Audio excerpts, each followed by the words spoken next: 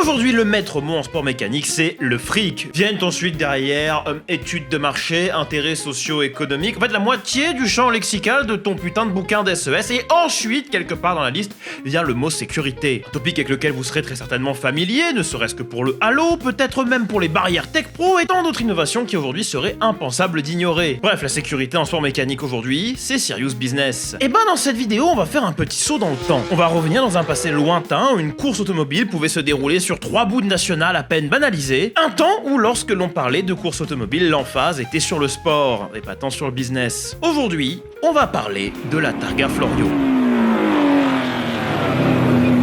La Targa Florio était une course automobile sur route ouverte qui a été créée en 1906 par un certain Vincenzo Florio, fils d'un sénateur italien qui, plutôt que de reprendre le business familial de viticulture, décide de passer son temps à voyager et à traîner sur des bateaux de luxe. Comme quoi le concept de Playboy date pas d'hier. Parmi ses lieux de voyage favoris, on retrouve Nice, Monaco, Cannes et Paris. Et c'est d'ailleurs là-bas qu'il va voir pour la première fois un tricycle à moteur. Oui, comme ton tricycle Smoby, mais avec un gros V8 turbo. Non, je me fous ta gueule.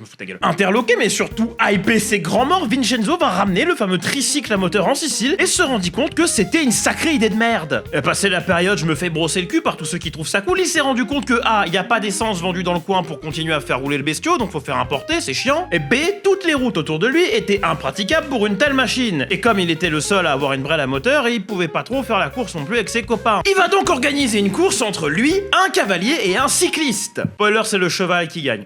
Voilà, se dit. Il va, lors de ses multiples voyages, tomber amoureux de l'automobile, si bien que plus tard, il va commander sa propre voiture à la Fabbrica Italiana di Automobili Torino. Et bravo, tu sais maintenant ce que veut dire Fiat. Et à l'époque, Fiat, pour chaque commande, t'envoie un mécano dont le boulot est de t'expliquer comment entretenir ton bestiau. D'ailleurs, c'est super intéressant de remarquer que en ce temps jadis, je pointe mon écran, vous en battez les couilles. En ce temps jadis, on vous envoyait un mécanicien pour vous apprendre à faire l'entretien. Et aujourd'hui, sur certains véhicules, on va te foutre des bâtons dans les roues pour ne serait-ce que changer l'huile. Bon, Florio va avoir la belle surprise d'avoir comme mécanicien un certain Felice Nazaro, qui était un pilote de course très talentueux qui inspirera d'ailleurs par la suite un petit gamin de Modène à devenir pilote de course. Le même gosse va aussi devenir le constructeur le plus légendaire de l'histoire de l'automobile, mais ça, c'est une autre histoire. Florio va se lier d'amitié avec Nazaro. Et la paire va éventuellement rébiller d'une panade pour se faire une voiture de course. Et après quelques courses victorieuses ça et là, Vincenzo décide éventuellement de créer la course dont il rêve, la Coppa Florio. Bon, en vrai pas du tout, il va faire designer un trophée, filer 50 000 lire de cash prize pour qu'une course de l'époque porte le nom de Coppa Florio. Ravi du succès rencontré, Vincenzo prit alors la décision d'organiser plus de courses, notamment une en Sicile, à la Casa, ou pas très loin de la Casa. Et cette fois-ci, ce sera réellement la course dont il rêve. Une idée qui lui a d'ailleurs, paraît-il, été inspirée d'Henri Desgranges, qui, fort du succès du Tour de France, se retrouvait à discuter avec notre Vincenzo et il lui dit « Wesh poto, pourquoi t'organises pas une course chez toi en fait ?» Alors c'était pas exactement ces mots-là, mais comme d'hab, liberté artistique. Mais étant donné la gueule des routes en Sicile à l'époque, personne se posait trop la question de pourquoi on fait pas de motorsport par là. Mais il se trouve que Vincenzo est un mec friqué et puissant, et que sans avoir à demander trop fort, on lui a expliqué qu'il était possible de créer des routes spécialement pour la course et puis penser aux bienfaits de l'économie, puis les gens de Sicile seront très heureux d'avoir de très belles routes. Aujourd'hui, il y a un trou dans la chaussée, faut 8 mois pour une intervention qui va durer 6 semaines. À l'époque, 300 lire et une calzone, on te refait toute la route de Lille. Rien à foutre. Après avoir longtemps planché sur ce qui allait être le trophée et s'être décidé pour une plaque, ou Targa en italien, la course fut nommée Targa Florio. Sont pas fait chier, c'est comme si on inventait un tournoi de tennis sur terre battue et que j'appelais ça le trophée Roland Garros, quoi, ce serait trop simple. Hein? Non mais après faut dire que je préfère un truc simple à Rolex Grand Premio del Made in Italy et d'Emilia Romagna. Et t'as cru que c'était une vanne, mais c'était le vrai nom du Grand Prix d'Italie 2022. Pardon, du Grand Prix d'Imola 2022. Rolex Grand Premio del Made in Italy et della Putain, c'est super long. Le 6 mai 1906 aura lieu la première course sur un tracé de 148 bornes pour 3 tours. Quick race, après on retourne au lobby, promis. Réservé aux voitures de production, le vainqueur empochera 30 000 lire après 9 heures de course. Rapidement, le Targa va prendre en ampleur, que ce soit pour les locaux, pour les pilotes ou les manufacturiers. Si la première Targa ne verra que 10 concurrents, la seconde verra 46 voitures s'affronter. Pour retomber à 11 années d'après, parce que les Français ont boudé la compétition. Ah oui, on fait même grève dans la compétition automobile, qu'est-ce que tu veux que je te dise? Qui va laisser le champ libre à Isotta Franchini pour une victoire devant Fiat. Oui, les mêmes qui seront pas en WEC l'an prochain, là.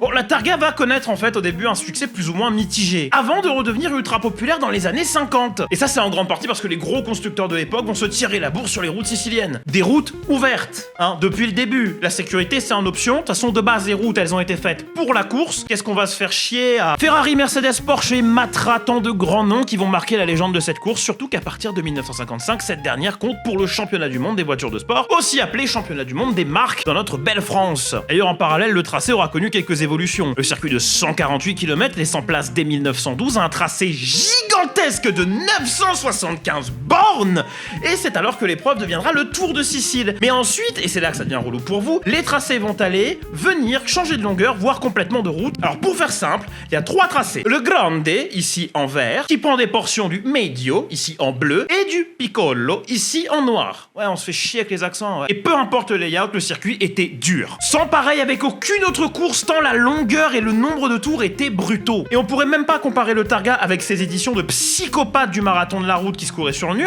pour une simple et bonne raison. Le Targa se court sur route ouverte, bordel de merde. Bon, vis-à-vis du fait que les routes étaient ouvertes, j'exagère encore un tout petit poil. En fait, à partir du début des années 50, certaines sections vont être complètement neutralisées, mais seulement pour la course. Ce que ça veut dire, c'est que le samedi, quand tu bombardes pour tes essais, tu peux passer en plein centre-ville de village et renverser 14 enfants et 3 femmes enceintes. Mais pas d'inquiétude, parce que pour la course, l'épingle là-bas, là, qui est un peu compliquée, on a neutralisé. Comme ça, tu peux rentrer dedans à fond et pas renverser Josiane. Ça vous va? Vous comprendrez que l'épreuve n'est pas juste atypique, elle est carrément surréaliste. Surtout que pour apprendre un circuit, il vous faut déjà un certain nombre de tours. Sauf si vous êtes Alonso ou Vettel, il vous en faut que 2 maximum. Mais pour un circuit long, comme le Nordschleife par exemple, c'est déjà un vrai challenge de le connaître par cœur. Alors imaginez une seconde rouler le Targa, en vrai, de manière compétitive. Et d'ailleurs, à l'époque, il n'était pas rare, qu'est-ce que je dis, c'était normal que les pilotes s'entraînent sur route ouverte avec leur voiture de série. Et en plein trafic de surcroît, parce que c'est littéralement des conditions de course. C'est un truc qui pourrait pas exister aujourd'hui. Et encore aujourd'hui, en admettant que ça existe encore, on sait faire des caisses qui vont pas péter avant la fin de la course. On a même des catégories de courses dont l'endurance mécanique tant que physique sont mises en avant. Mais à l'époque, faire plus de 30 bornes sans exploser la moitié du moteur ou une épaule, c'était déjà un putain d'exploit. Et on notera d'ailleurs que parfois, souvent même, c'était pas les voitures les plus puissantes qui gagnaient. Par exemple, en 1955, c'est une petite Porsche 550 RS qui va s'imposer et qui l'emporte avec un 4 cylindres produisant un maigre 110 chevaux. Et elle battra une Maserati 300S qui avait quasiment le double de puissance et qui était même pas dans sa catégorie. D'ailleurs, un peu plus tard, Porsche gagnera aussi avec la Porsche 718, une voiture qu'ils ont plus tard déclinée en Formule 1. Ouais, le programme Porsche en Formule 1 dans les années 60, c'est par pur opportunisme. Le Targa se courait pas comme une course classique, ceci dit. Un peu à l'instar du Tourist Trophy, la course était à l'affaire d'un contre-la-montre, mais avec la difficulté d'avoir vos rivaux pas 3 minutes devant, mais 15 secondes devant. Donc si vous vous faites doubler,